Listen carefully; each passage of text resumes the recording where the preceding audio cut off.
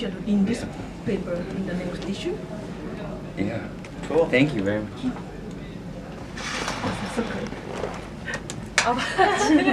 Cool. Since this is the first time they're interviewing you, they want to start with very basic questions. Okay. The first one being, so why did you come up with the name? How did you come up with the band name, Yellowcard? There was 3 days before the first show, someone spilled a beer on the floor and got a yellow card. It's a name for a party foul when we were, And someone said, "That sounds good. Band name. and it's stuck. Check." And that was it. Short story.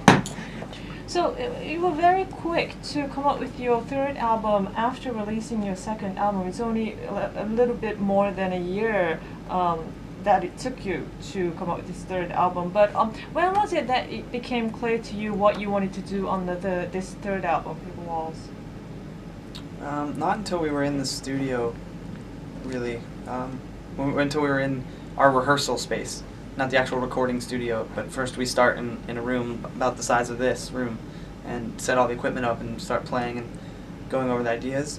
I don't think until we got there were we really sure what we wanted Paper Walls to be. We didn't even know there was going to be a song called Paper Walls at that point, you know. So I think all we knew at that point was that we just wanted to make a new record soon. You know, we wanted something. We wanted a fresh start with my surgery and you know, the other things that you mentioned. It was kind of a tough year the year before, and we really wanted to get out and have a fresh start. And so when you're in a band, you're kind of lucky because in order to get a fresh start, all you have to do is go make a new record. So that's what we did. It was also difficult because Lights and Sounds had been finished for a good 6 or 7 months before it was actually released. Mm-hmm. So it released, and then, you know, we were already, you know, finished with that album, and so we had to wait. So we actually didn't get back in the studio right away, Right, like in a year. When we were here for Summer Sonic last year in August, the album didn't come out until January after that, and we started touring after Summer Sonic, originally expecting the album to come out in October, and then it moved to January. So it's also like we were actually on tour for over a year on the album. It just didn't come out until January, so it was just a strange time. The whole year was kind of flipped upside down a little bit.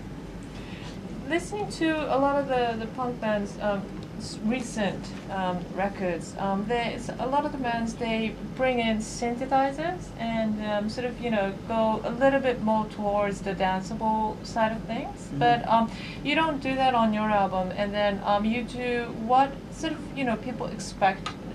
That's not a good way to say it.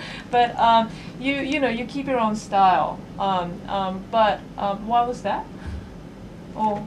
I don't think that we would be good at writing, you know, dancey songs or like. No one plays the synthesizer in the band either. Right. You know, we've never really followed any type of movement with the scenes or the genres of music. We definitely understand what genre we fit into. I think as we've gotten older, we're just kind of, you know, more accepting that there is this genre of music called pop punk, and it is really kind of for us. And I feel like we're not a punk band. You know, we've never decided that we are punk rock. We're the farthest. I think, you know, we could be the farthest thing from being punk rock, but so much of our inspiration is as teenagers when we were learning to play music or learning to play rock music was from punk rock bands like NoFX and Bad Religion and Lagwagon and No Use for a Name, etc., etc. The Warped Tour in 1995, 96. You know, that was when that whole thing came into our life. That scene of music came into our life. So you meld that inspiration with, you know, like myself as a songwriter, I blended that inspiration with the fact that I grew up very heavily influenced by pop music. You know, whether it be pop rock, which as I was growing up was Nirvana and Weezer, Pearl Jam.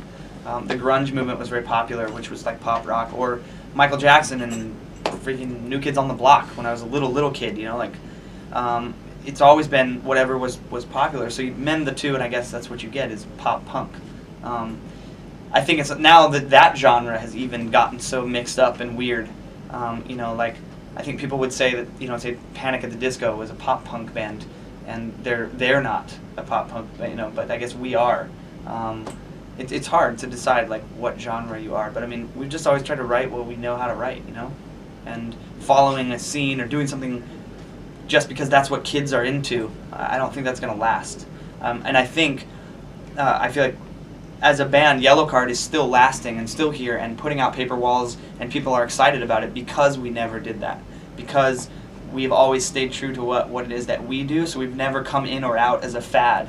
You know, we've never been something that was popular for 1 minute and then we've just always done what we did, and I think it's provided us with like a staying power, you know? Genki Geki Rock, I'm Sean. I'm Ryan. We're We're from Yellowcard. We are from Yellowcard. And arigatou gozaimasu for all your support, and have fun, and we'll see you soon.